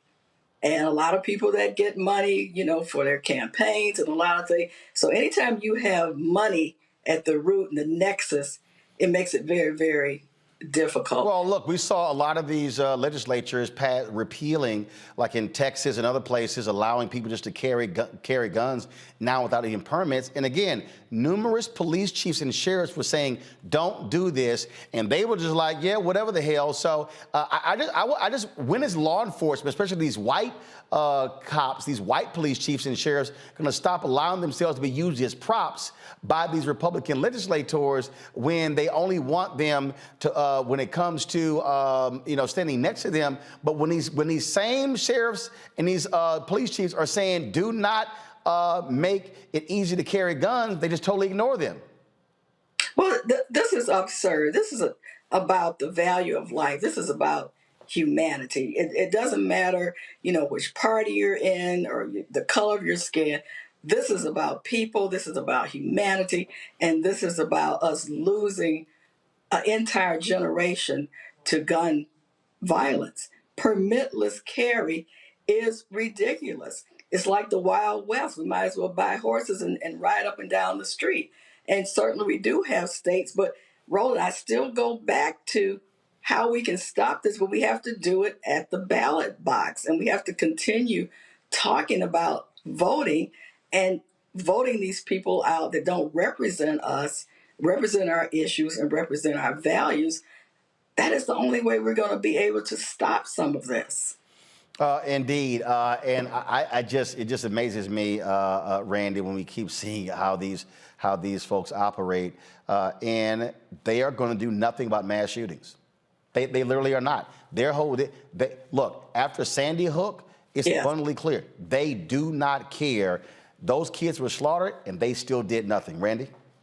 I agree with you. I told people once Sandy Hook happened and nothing was changed, I was like, we're lost. We are lost. And what's so sad is that at least when Sandy Hook happened, we pretended that something may be done.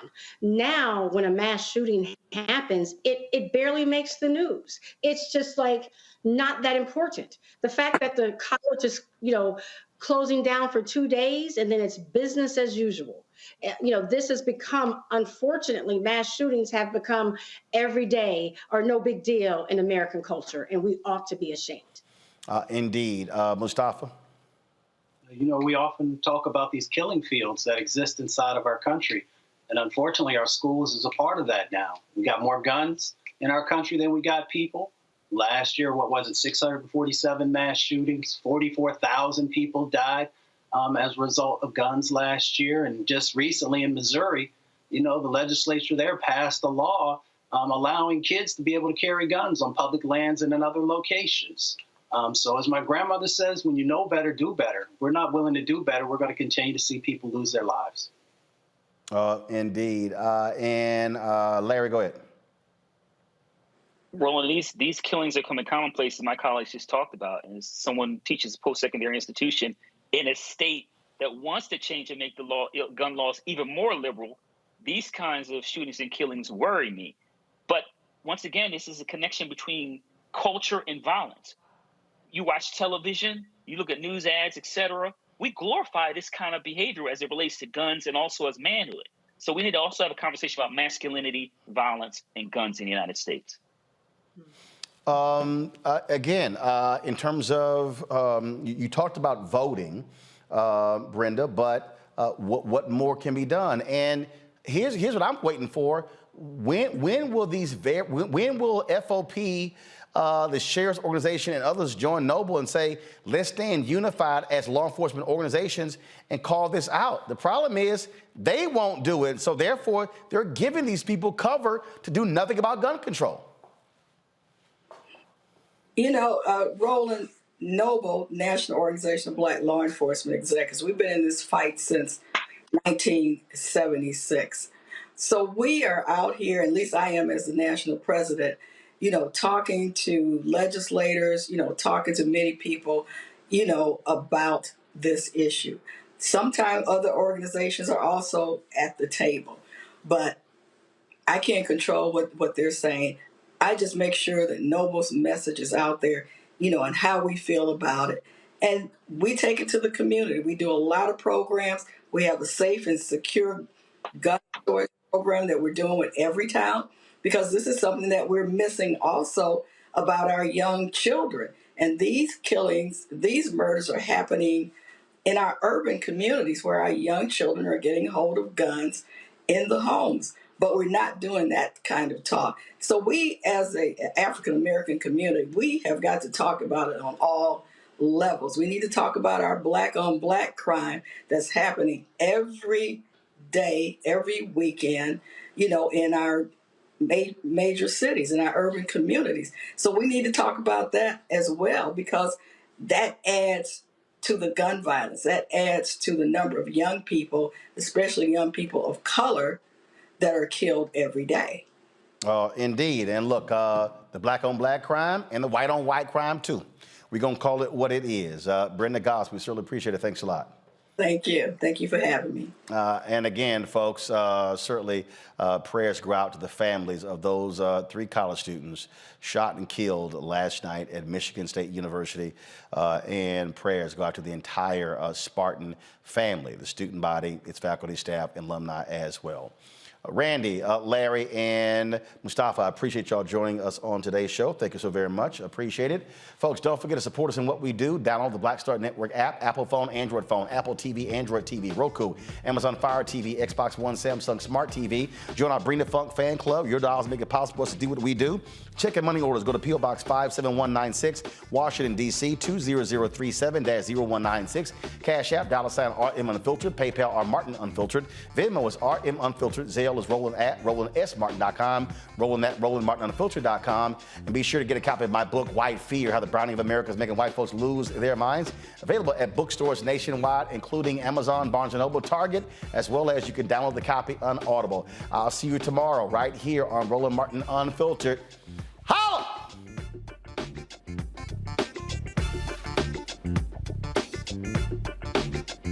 Folks, Black Star Network is here. Hold no punches. I'm real revolutionary right now. Support this man, Black Media. He makes sure that our stories are told. Thank you for being the voice of Black America, Roland. Stay black. I love y'all. All momentum we have now, we have to keep this going. The video looks phenomenal. See, this difference between Black Star Network and Black-owned media and something like CNN. You can't be Black-owned media and be scared. It's time to be smart. Bring your eyeballs home. You dig? Pull up a chair, take your seat at the Black Table with me, Dr. Greg Carr, here on the Black Star Network. Every week, we'll take a deeper dive into the world we're living in. Join the conversation only on the Black Star Network. Hi, I'm Dr. Jackie Hood Martin, and I have a question for you. Ever feel as if your life is teetering and the weight and pressure of the world is consistently on your shoulders? Well, let me tell you, living a balanced life isn't easy. Join me each Tuesday on Black Star Network for A Balanced Life with Dr. Jackie. We're all impacted by the culture, whether we know it or not. From politics to music and entertainment, it's a huge part of our lives, and we're going to talk about it every day right here on The Culture with me, Faraji Muhammad, only on the Black Star Network. I'm Deborah Owens, America's Wealth Coach, and my new show, Get Wealthy, focuses on the things that your financial advisor and bank isn't telling you, but you absolutely need to know. So watch Get Wealthy on the Black Star Network.